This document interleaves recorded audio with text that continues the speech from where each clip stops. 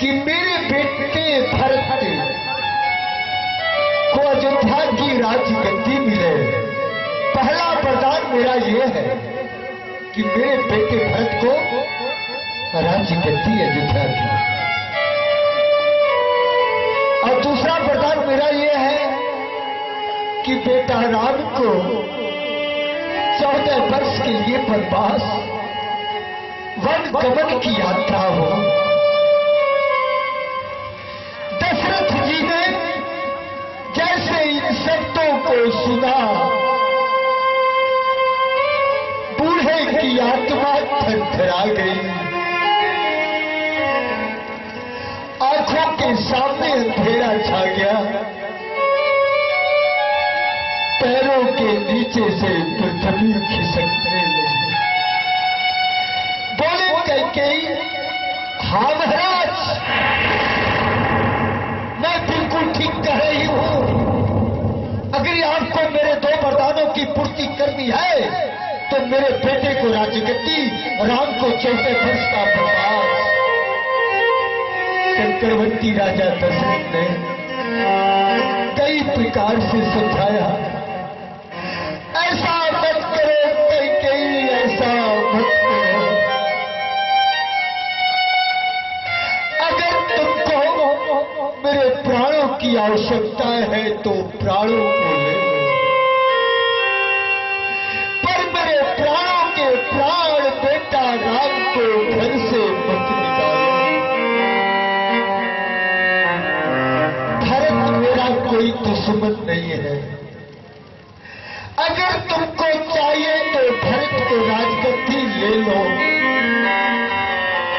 पर राम ने क्या बिगाड़ा है तुम्हारा जो किसको दर दर की ठोकरें खिलाने में तुली हुई हो। कैकेयी ने कहा, महाराज मैंने जो कह दिया वही होगा। कई तरीके से समझाते हुए बोले कैकेयी, तुम ये बताओ कि भरत के लिए तुम क्या मांगती हो? राजगद्दी? बेटा राम के लिए तुम क्या मांगती हो? 14 वर्ष का वनवास? बोले कैकेयी, ये बताओ कि अपने लिए तुम हमसे क्या मांगती हो?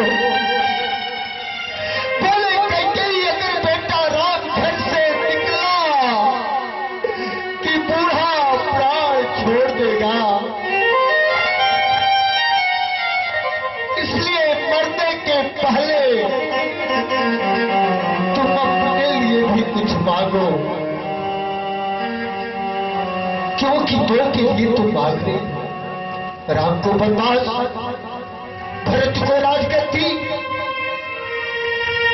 अपने लिए भी मांगो कैकेयी, अपने लिए भी। अरे बोले कुछ नहीं चाहिए आपसे, मैंने कह दिया ना कि केवल मुझे 2 वरदान चाहिए, कुछ नहीं मांगना है आपसे। चक्रवर्ती राजा दशरथ ने कहा, कैकेयी तुम तो ऐसी वस्तु आज मुझसे मांग रही हो, शायद भारत के इतिहास में तुम पहली औरत होने जा रही हो। ये मैं बताता हूं कैकेयी कि जिस राम इस घर से निकला, प्राण साथ मेरा छोड़ दे। और ये भी कहता हूं कि जब तक बेटा राम यहां है तब तक भरत राजगद्दी लेगा नहीं, इसलिए कि भरत राम का भाई, मेरा बेटा है। राम के रहते भरत राजगद्दी स्वीकार करेगा, और जिस दिन राम निकल के गया ना तो मेरे प्राण प्रयाण कर जाएंगे। बोले कैकेयी, उस दिन तुमको किसी पीपल के नीचे जाकर चूड़ियां तोड़नी होगी, सिंदूर तुमको अपना धो देना पड़ेगा,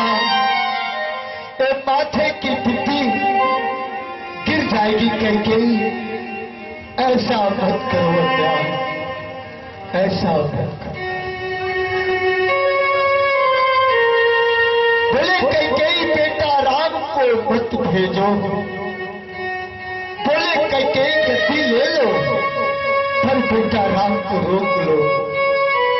कैकेयी ने कहा मैंने कह दिया महाराज राम जाएगा 14 वर्ष के लिए, आपको कुछ हो चाहे बेटा राम को कुछ हो, इससे मुझको कोई मतलब नहीं, मुझे तो बेबधान चाहिए।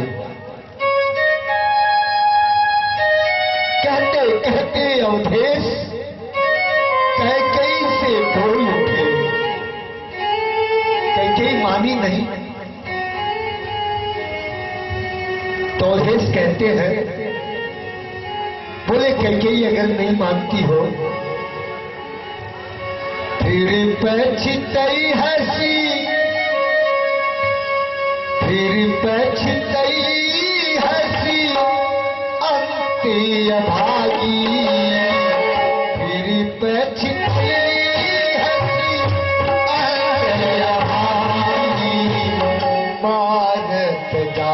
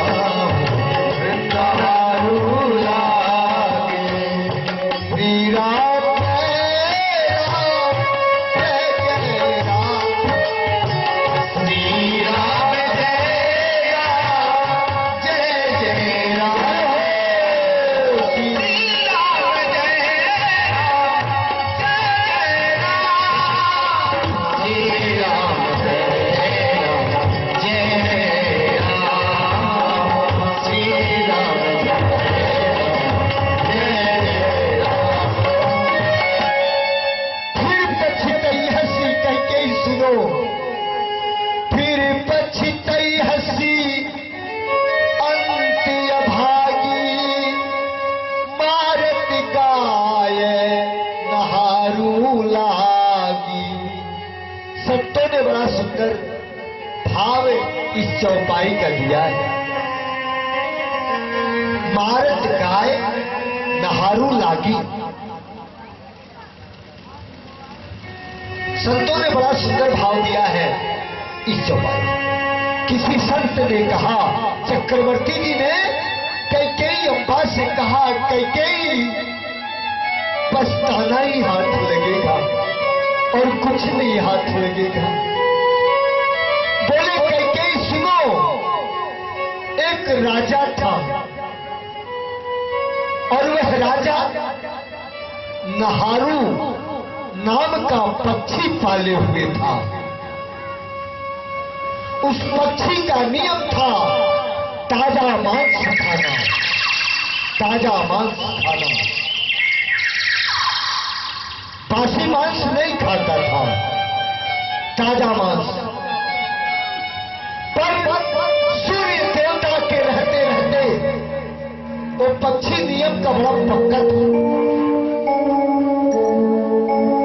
सूर्य देवता अगर अस्त हो जाते थे इसके बाद वो कुछ नहीं लेता था, इतना नियमित था। एक दिन राजा शिकार खेलने के लिए, अपने पक्षी के लिए मांस लेने के लिए जंगल में इधर से उधर भटकते रहे। शिकार नहीं मिला, दुर्दीन कहो दुर्भाग्य कहो, उस दिन उसको शिकार नहीं मिला।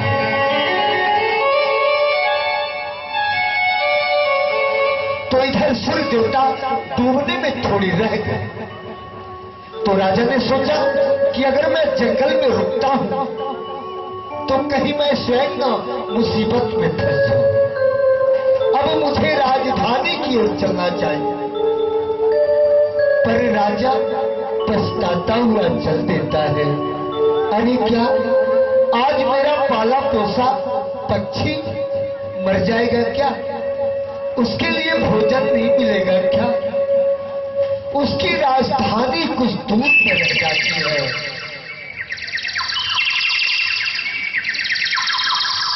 तो राजा ने जंगल में देखा क्या कि एक बहुत बड़ा मैदान था, ग्राउंड, और एक गाय अपने छोटे से बच्चे को दूध पिला रही थी जंगल में। तो राजा के मन में पाप जन्म ले लेता है। चारों तरफ घूम के देखने लगा, यहां तो कोई आदमी जो मुझको देख रहा है। तो राजा ने देखा कि मुझको कोई नहीं देख रहा है। गाय का छोटा सा बच्चा जो कि मां के दूध को पी रहा था, गाय अपने छोटे से बच्चे को प्रेम से दुग्ध पान करवा रही थी। तो राजा ने क्या किया कि तारा धनुष बाण और छोड़ दिया गाय के ऊपर।